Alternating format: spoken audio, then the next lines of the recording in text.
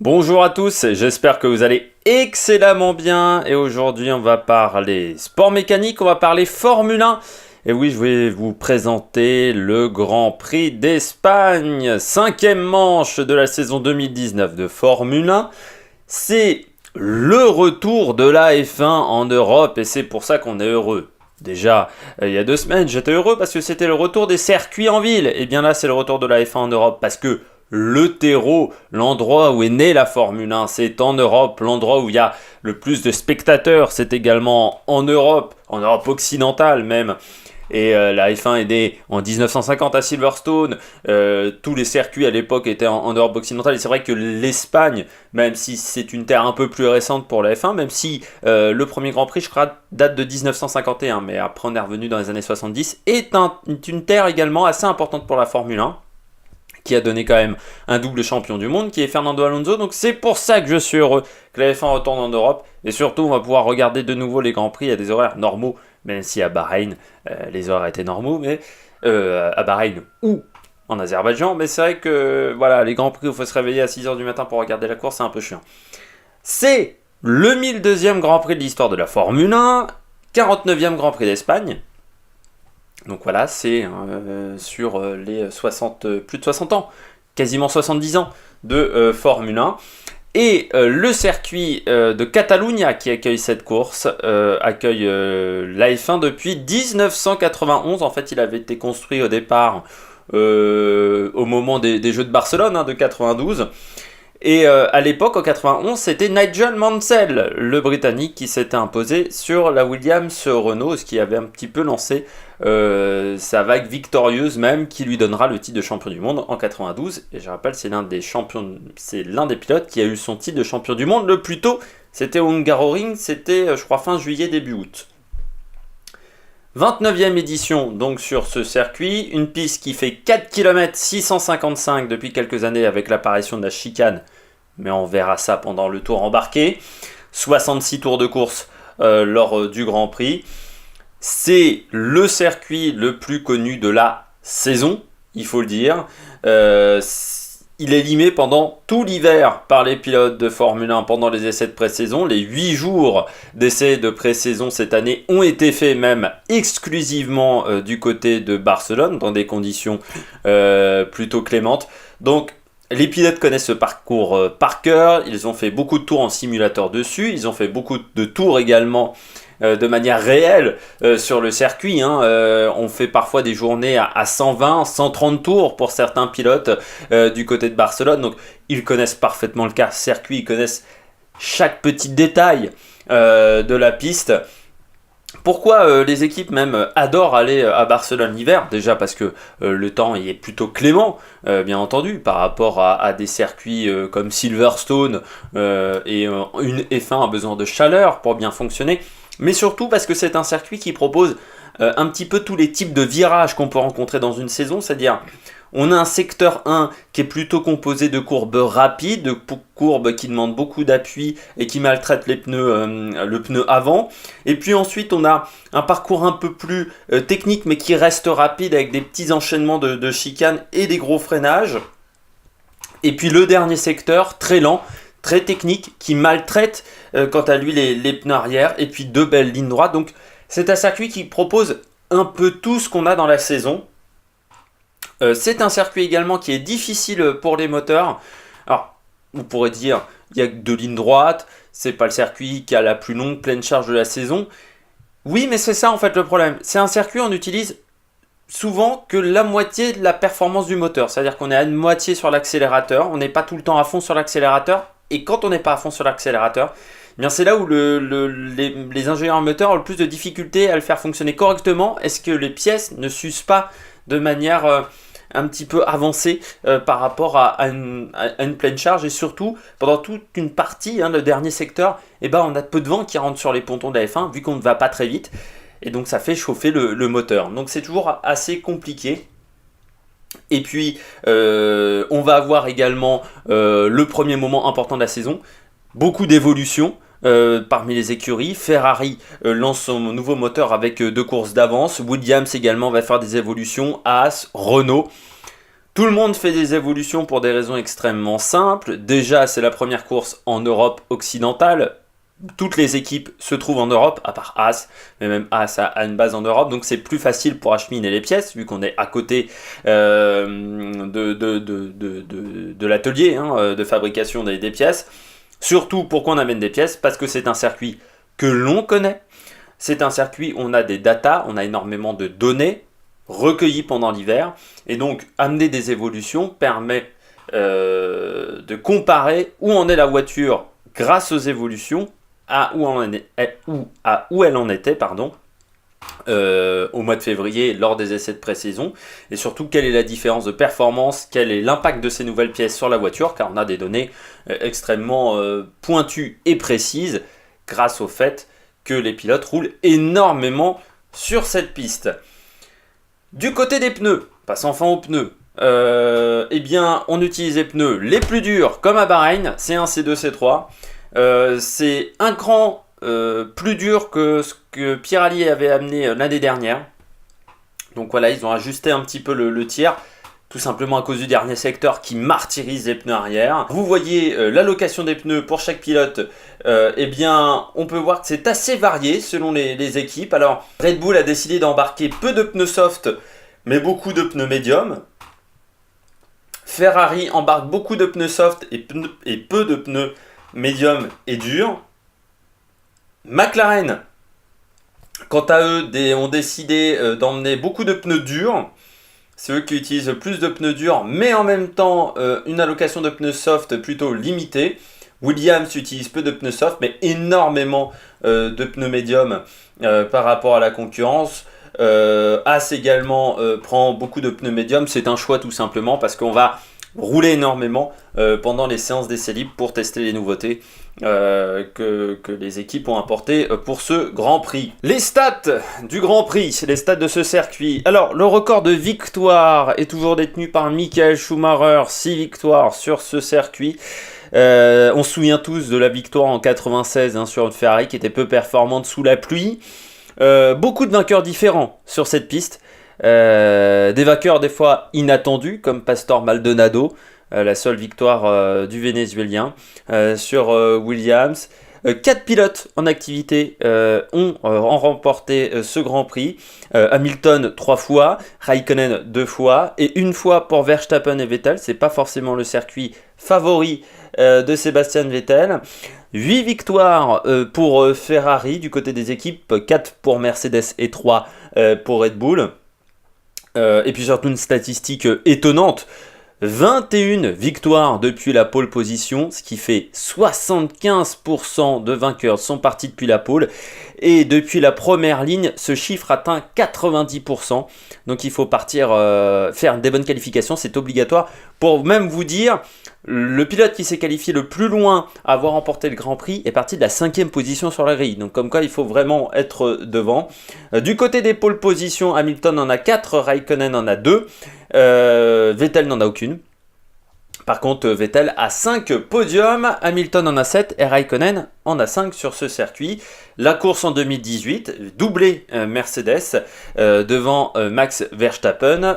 Vettel avait fini 4e. Oui, voilà, j'avais bien rappelé que Verstappen s'était imposé. C'était sa première victoire en Grand Prix. Tout de suite, c'est l'heure du tour embarqué sur Air Factor. Allez, on est parti. Pour ce tour embarqué, on est dans la Minardi de Fernando Alonso lors de sa première saison. Fernando Alonso qui est un petit peu l'idole ici. Et on part depuis les stands pour ce tour embarqué. On va tout de suite sur la piste principale pour le premier virage. Ne vous inquiétez pas. Hop. On va faire un truc qu'il ne faut jamais faire. Voilà, on traverse la ligne blanche. On arrive pour le premier virage, le virage Elf. Virage assez rapide. Vous allez voir, il y a beaucoup de possibilités de dépassement au départ. Et là voilà, l'idée est d'aller prendre le vibreur sans taper le bumper que vous venez de voir, d'aller chercher le 2 très vite, tout de suite en accélération. Le virage 3, le virage préféré de Romain Grosjean et Pierre Gasly qui se passe à fond, là vous voyez. Il faut aller chercher le plus loin possible le vibreur ici. On se redécale là, on arrive au virage 4. Le virage Repsol, pas un virage facile. La trajectoire n'est pas simple à trouver, surtout en sortie. Voilà, vous voyez la sortie n'est pas excellente, là comme je viens de le faire. Et là le virage Serrat, un virage très très lent, où surtout la roue intérieure va se délester. Il faut toucher le vibreur là en plein milieu et ressortir sur le vibreur. Sur un des pilotes qui vont sortir très très loin pendant le week-end, au-delà du haut du vibreur. On arrive au virage 7, on vient de passer le 8, voilà, qui est en montée, qui est une chicane en montée, pas simple. Souvent l'arrière se déleste ici, et des fois on va se prendre le bumper, on arrive au 9 tout en haut, 9 qui est un virage hyper rapide, on le prend à fond, hop, là vous voyez, et là on prend la première zone de DRS, énorme ligne droite, avec le gros freinage au bout, et on arrive dans ce dernier secteur extrêmement long, vous allez voir, les pneus vont chauffer énormément. Là voilà, de nouveau un virage très lent. Longue courbe. En sortie, on a toujours un peu du mal à trouver la motricité parce que c'est tout en montée. Et le passage, voilà, dans la nouvelle portion, la portion extrêmement lente. La chicane, 14-15, ici. Pas rater la sortie de la chicane parce que ensuite ça conditionne toute la ligne droite avec le virage 16, le virage New-Holland et la longue ligne droite. Voilà, c'était le tour embarqué sur le circuit de Barcelone.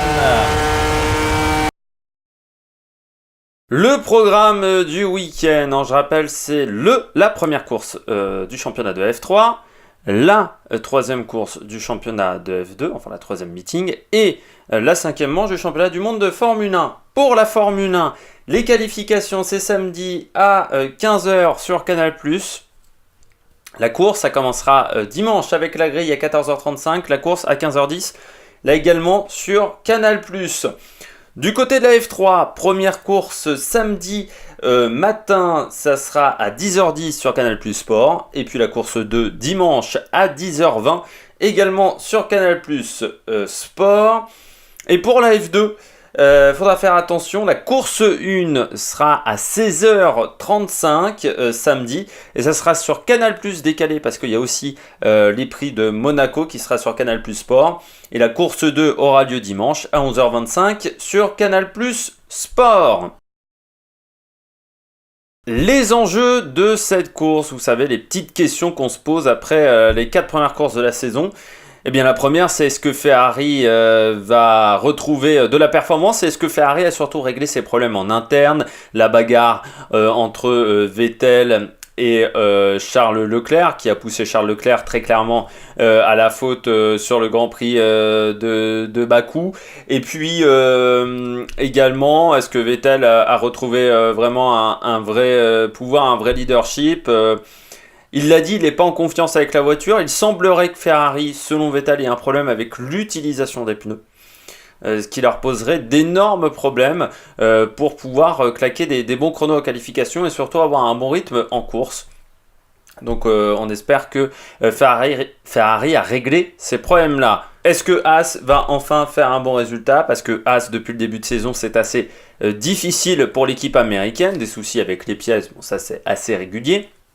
La voiture, elle, a des problèmes, elle n'arrive pas à faire chauffer les pneus, ça a été très complexe lors du Grand Prix d'Azerbaïdjan, où les deux pilotes n'avaient pas du tout de rythme, et puis en plus Grosjean a eu un problème de frein. On attend mieux de cette équipe américaine, les pilotes attendent mieux, et Günther Steiner, qui dirige l'équipe également, il n'est pas vraiment satisfait pour le moment de la voiture. Donc on espère que Haas va enfin faire un bon résultat. Romain Grosjean, lors de son abandon à Bakou, disait au moins en Espagne, c'est un circuit qui permet de conserver la température dans les pneus. Donc normalement, on devrait être performant car c'est un circuit où les pneus chauffent énormément. Gasly est-il enfin de retour au niveau de la performance? Et oui, parce que à Bakou, avant son abandon, il était très rapide. C'est même ce qu'a dit son ingénieur et Christian Horner, qui disait qu'il était même plus rapide que Charles Leclerc avec les mêmes pneus. Ça montre donc que la Red Bull est performante. Et surtout que Pierre Gasly, je pense, a enfin compris le mode d'emploi de sa Red Bull. Il s'est adapté en termes de pilotage à la Red Bull. Et je suis très confiant maintenant pour lui. Au moins, il sera dans le top 6, je pense, régulièrement en course, voire mieux. Surtout si, en plus, ils ne font pas d'erreurs un peu bêtes, comme à Bakou, où il avait pris une pénalité un peu bête parce qu'il n'était pas allé à la pesée. Donc, Gasly, enfin de retour au niveau de la performance. J'espère que oui, j'espère que le Grand Prix d'Azerbaïdjan était le vrai début de sa saison. Et puis, dernière question, est-ce que Sauber Alfa Romeo peut faire un grand coup? Parce que cet hiver, la voiture était performante, ils avaient même été en tête lors d'une journée d'essai. Ils ont un pilote qui est performant, c'est Kimi Raikkonen. Antonio Giovinazzi n'est quand même pas non plus un branquignol. Et pourtant, depuis le début de saison, Alfa Romeo Sauber n'a pas pris énormément de points. Leurs performances sont même assez décevantes. On attendait mieux de la voiture et pour l'instant, elle n'a pas l'air de fonctionner extrêmement bien. Il y a déjà des pièces qui avaient été rajoutées dès la deuxième course de l'année pour essayer que l'air aille plus rapidement sur les pontons et surtout sur le fond plat, vers l'arrière du fond plat et le diffuseur qui permet de générer de l'appui. J'ai l'impression que leur choix d'avoir pris un aileron avant avec des flancs qui descendent très très bas n'était peut-être pas forcément un choix judicieux et ils sont en train de le payer peut-être aujourd'hui parce qu'ils ont une très bonne vitesse en ligne droite, mais par contre ils n'ont pas l'air d'avoir un appui exceptionnel en course. Je regardais souvent, Raikkonen a du mal à braquer la voiture, à faire tourner la voiture, ça a l'air d'être très problématique pour lui, surtout dans les virages lents. Donc ça semblerait compliqué sur ce circuit vu le dernier secteur, mais comme cet hiver ils étaient performants, eh bien peut-être qu'ils vont faire un sacré coup Sauber Alfa Romeo lors de ce Grand Prix d'Espagne. Les pronos pour ce Grand Prix, mes pronos, eh bien moi je vois une victoire de Lewis Hamilton. Pourquoi? Parce que depuis le début de saison il fait un très bon Grand Prix. Qu'il s'est imposé régulièrement également sur ce circuit, que Bottas est toujours en difficulté sur cette piste. Lors de ses 2 premières saisons chez Mercedes, il n'avait pas un très bon rythme en course. Donc je pense que ça sera peut-être la même chose face à Hamilton. En 2, je vois Max Verstappen, le pilote néerlandais, parce que c'est un circuit qu'il apprécie assez bien. Et puis que la Red Bull a l'air d'avoir retrouvé du rythme depuis Bakou et qu'il est sérieux depuis le début de saison. Et donc voilà, je le vois bien. Bottas 3e, parce que voilà, il fait quand même un bon début de saison, il est sérieux, il a progressé dans son rythme de course, mais je ne pense pas que ça soit suffisant pour aller chercher les 2 premiers. Vettel 4, c'est pas forcément le circuit préféré de Vettel, et puis j'ai l'impression qu'il n'est pas en ce moment en très grande forme, et j'ai l'impression que la Ferrari serait en difficulté sur ce circuit, mais peut-être que je me trompe régulièrement depuis le début de saison sur les pronos. Pierre Gasly 5e, je le vois devant Charles Leclerc, parce que Charles Leclerc, l'année dernière, il n'avait pas fait un Grand Prix exceptionnel à Barcelone, et puis cet hiver, il était quand même un peu derrière Vettel, donc je me dis, il serait peut-être encore derrière Vettel sur ce circuit, et Gasly, il sait être rapide. Et puis, le premier des autres, c'est-à-dire en dehors de ces 3 top teams, je pense que ça sera Daniel Ricciardo sur la Renault, si elle a fini le Grand Prix. Pourquoi? Parce que la Renault maintient les pneus, et ça, on l'a vu depuis le début de saison, les pneus sont nickel quand ils sortent de la Renault. Donc je pense qu'ils arrivent à conserver les pneus excellemment bien, qu'ils ont trouvé comment fonctionnaient les pneus Pirelli. Et ça marchait plutôt bien à Bahreïn également, avec les mêmes types de gomme, même si le circuit est différent, vu qu'ils étaient 6e et 10e. Et j'ai l'impression que Ricciardo, un peu comme Pierre Gasly, a enfin compris une partie du fonctionnement de la Renault et comment adapter son pilotage pour qu'il soit en adéquation avec la voiture. Donc ça a l'air de marcher un peu mieux du côté de chez Renault, et j'ai l'impression également qu'ils ont réglé certains soucis techniques. Donc s'il ne fait pas de marche arrière dans un des concurrents, du côté de Daniel Ricciardo, ça devrait marcher, même s'il ne faut pas négliger que Daniel Ricciardo partira avec 3 places de pénalité, mais je ne pense pas que ça soit un trop grand handicap pour lui. Voilà sur ce Grand Prix. J'espère que vous avez aimé cette vidéo. N'hésitez pas à mettre un petit pouce bleu, n'hésitez pas à relayer ça sur vos réseaux sociaux, n'hésitez pas également à réagir dans les commentaires, et puis nous on se retrouve mardi matin pour le débrief de ce Grand Prix, normalement mardi matin ou mercredi au plus tard. Et puis, j'espère que vous avez aimé cette vidéo, ça c'est déjà dit. On se retrouve pour de nouvelles aventures, que ça soit sport mécanique, que ça soit d'autres disciplines. Il y aura le Giro à partir de dimanche. Donc voilà, on se retrouve pour de nouvelles aventures sur l'Amérique Production. Ciao, ciao!